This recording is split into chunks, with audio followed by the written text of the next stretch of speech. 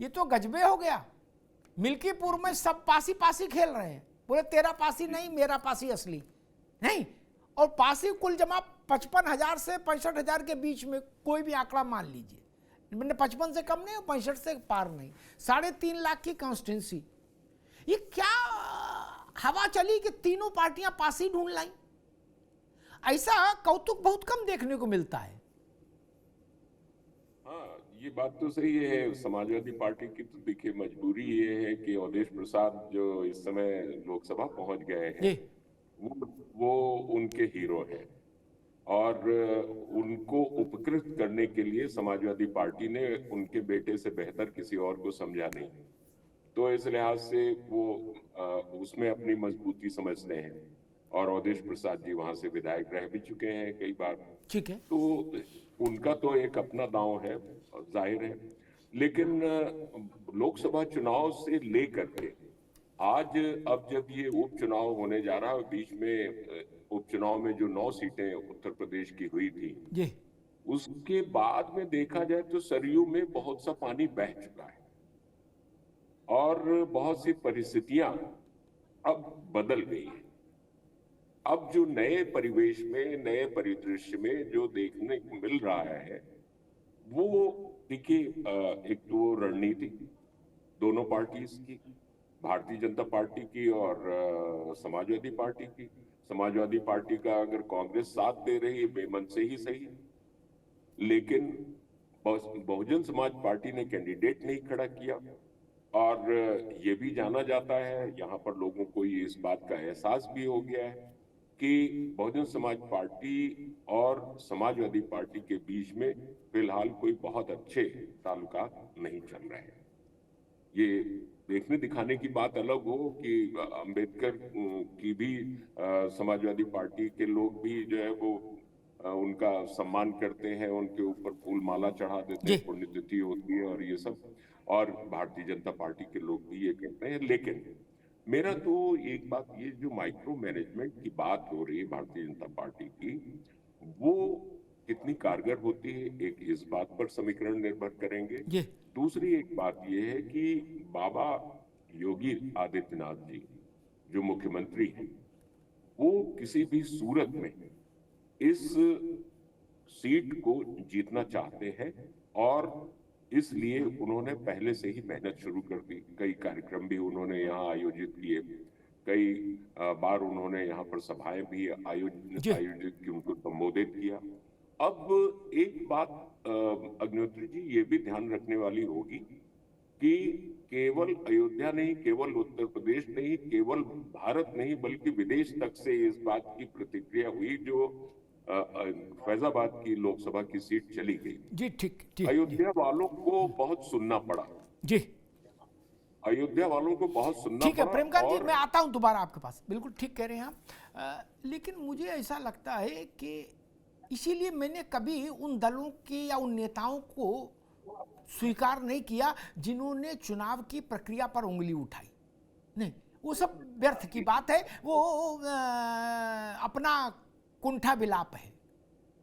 जी। इस प्रदेश में sitting chief minister by election हार चुका है। हाँ, हार चुका है। मजाक है क्या है? इसी स्टेट में वाजपेयी जी चुनाव हारे, इसी स्टेट में इंदिरा गांधी, संजय गांधी चुनाव हारे, प्रधानमंत्री रहते हुए इंदिरा जी चुनाव हारी। इसलिए ये जो चुटकुला लोग बीच बीच में हारने के बाद कहते हैं नहीं वहां वोट छीन लिया, वहां गोली मार दी, वहां बंदूक दिखाई, वहां डंडा दिखाया, वहां कबूतर उड़ा दिया, वहां कौवा कुत्ता भगा दिया, ये सब फालतू बात, इससे कुछ नहीं होना जाना। चुनाव चुनाव है। और जोशी जी को अच्छी तरीके से याद होगा कि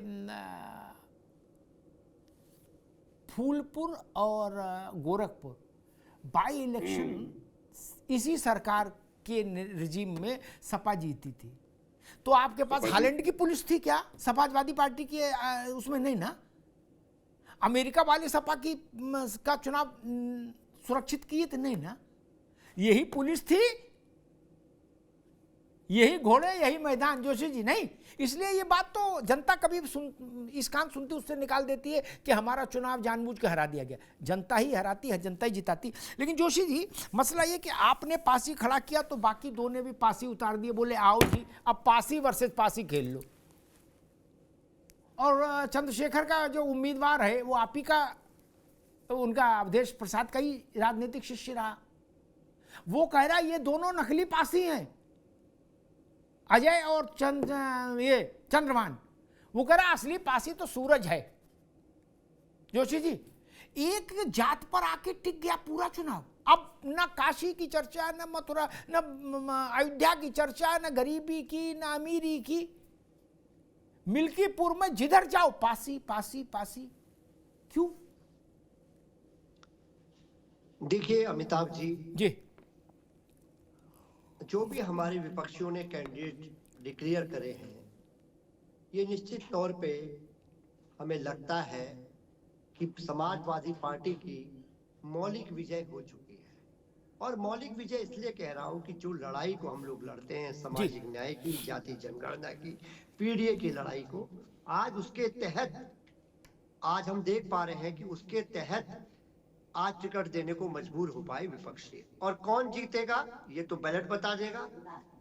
लेकिन एक बात आपने अभी जो कही थी, मैं जिसको हमारे नेता ने लोकसभा में कहा था और जब हम जीते थे तब कहा था। अमिताभ जी, आपको समझाने की ज्यादा आवश्यकता नहीं है, आप बहुत गंभीर पत्रकार हैं, इस देश के वरिष्ठ पत्रकार जिनका सम्मान सभी लोग करते हैं, उनमें मैं भी हूँ।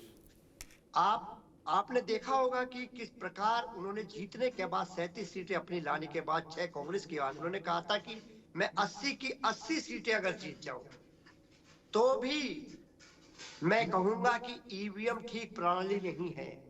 जब जर्मन जैसा विकसित देश बैलेट से चुनाव कर सकता है और विपक्षी दलों को जब दिक्कत है, और यही भारतीय जनता पार्टी जिसे विपक्ष में थी, इन्हें भी ईवीएम पे दिक्कत थी, तो आपने देखा होगा इन्होंने विरोध करने का काम करा। अगर पुराने इतिहास को आप पिछले स्टोरी में अगर आप जाएंगे, इंटरवल के बाद की पहली पिक्चर अगर आप देखेंगे, तो हम लोग उसी के साथ इस चुनाव में जाएंगे। परिणाम जनता का जो आएगा वो आ जाएगा। 5 तारीख को वोटिंग है। नहीं जोशी जी, देखो मेरा सिर्फ निवेदन इतना ही है कि भैया 5 के लिए ये तैयारी, 8 के लिए ये कमिटमेंट हो जाए पब्लिक फोरम पर कि जो फैसला आएगा जनता का जनादेश मान के स्वीकार करेंगे। फिर ये टूट टाट नहीं होना चाहिए कि गुड्डू ने गुलेल दिखा दी इसलिए वोट नहीं पड़ा, और पप्पू ने तमंचा दिखा दिया इसलिए वोट नहीं पड़ा, और बंदर ऊपर से कूद पड़ा इसलिए जनता भाग गई। ये सब नहीं, सीधे मानो जीते तो बड़ा मुंह खोल के लड्डू खाओ, और हार जाओ तो सिर झुका के नमस्ते करो जनता को। जोशी जी, और क्या है लोकतंत्र? अमिताभ जी, हम लोग डेमोक्रेसी को मानने वाले लोग हैं, लोकतंत्र को मानने वाले लोग हैं, लेकिन लोकतंत्र में यह भी नहीं होना चाहिए कि एक अल्पसंख्यक समुदाय को पुलिस तान के वोट को रोकने का काम करे और पूरे विश्व में वो तस्वीरें वायरल हो जाए।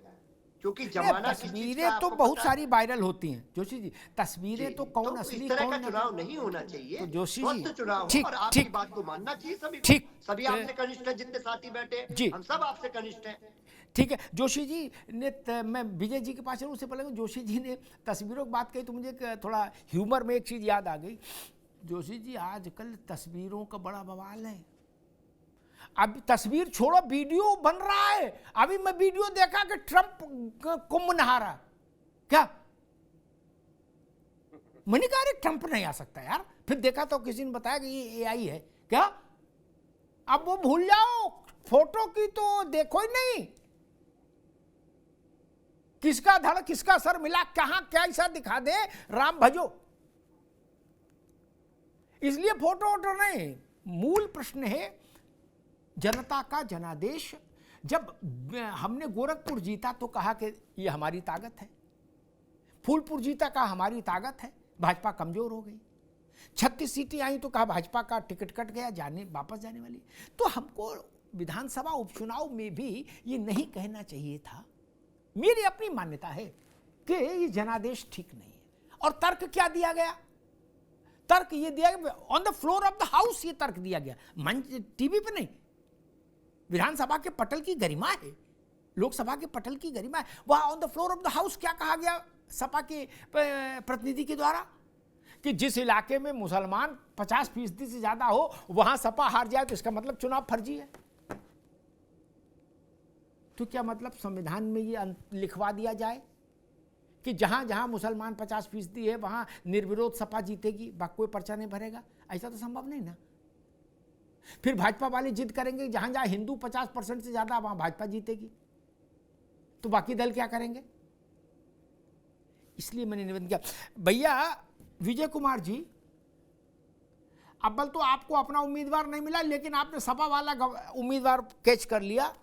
लेकिन आप भी जब 2 पासी लड़ रहे थे वहां, तो आपने तीसरा पासी क्यों उतारा? और कोई दलित में नहीं था? दलित में भी मेरे ख्याल से 50-100 जातियां तो वहां होंगी मिल्कीपुर में। विजय जी, जय के अमिताभ जी, ये 3 टाकीज और तीनों में शोले लगा दी, क्या गजब हाल है। आपने और कोई दलित क्यों नहीं उतारा भैया विजय बाबू? जय के अमिताभ जी, जी अभी आप जो बात कर रहे हैं कि चुनाव देश में और प्रदेश में निरपेक्ष हो रहा है, अरे आपसे ये सवाल नहीं पूछा निर्भय, रुक जाओ भाई, ना ना ना, गलत दिशा में भागो, ना ना ना, नो, मैंने आपसे, अरे रुक जाओ भाई, रुक जाओ, आपसे ये सवाल, अरे रुकिए भाई, रुकिए इनको भी, आपसे ये सवाल नहीं पूछा, आपसे जो सवाल पूछा उस पर ध्यान केंद्रित करो। मैंने पूछा दलितों के और जातियों के प्रतिनिधि आपको क्यों नहीं दिखे? 2 पासी ऑलरेडी थे, आप तीसरा पासी क्यों लाए? ये प्रश्न है। जी। मेरी बात सुनिए, 2 मिनट दीजिए, मैं उसी का जवाब आपको दूंगा, समझ रहे? बिल्कुल सर, अभी जी। 1 महीने बाद आप बीजेपी चुनाव करा रही है, तो कहीं ना कहीं बीजेपी को हार का डर है। और बात रही आप जो अभी आप कह रहे हैं कि आपने भी 5 से उतार दिया, अभी कुछ पार्टियां जो है परिवारवाद का आरोप दूसरी पार्टियों पे लगाते हैं। मैं तो कहूं ज्यादातर पार्टियां जो है वो परिवारवाद में लिप्त है। जो अच्छे नेता हैं और अच्छे समाज में काम करना चाहते हैं या अच्छा राजनीति मानना चाहते हैं, उन लोगों को कोई मौका नहीं देता। और एक बात रही कि आपने कहा कि आपने जो है 5 प्रत्याशी क्यों उतारा। मान्यवर साहब एक बात कहते थे कि जिसकी जितनी संख्या भारी उसकी उतनी हिस्सेदारी। वहां दलित समाज में 1.25 लाख के आसपास दलित समाज का वोट है और वहां सबसे ज्यादा पारसी समाज का वोट है। तो हमें भी जिसकी जितनी संख्या है उसको हमने उसको सम्मान मिलना चाहिए, उसको अधिकार मिलना चाहिए। तो हमने उनकी संख्या के आधार पर वहां उनको उतारा है। और एससी सीट है, उसमें कोई ऐसी राजनीति नहीं है। अगर वहां परिवारवाद वाले इनको टिकट दे दे, जहां परिवारवाद चल रहा है वहां एक ही पार्टी के लोग सारे परिवार के भरे, फिर वही हो गया। तो कोई मेहनती आदमी अगर चुनाव लड़ना चाह रहा है और उसको मौका नहीं मिल रहा है, विजय बाबू, मैंने बड़ा सात्विक सवाल पूछा था, आप भटकाओ नहीं। मेरा सवाल फिर दोहरा दो, फिर मैं ऋषा जी के पास जाऊं। दलितों में हमें पता है रिजर्व सीट है, एससी सीट है, दलितों में भी तो और 100-200 जातियां हैं, वहां कोई लायक लड़का नहीं मिला।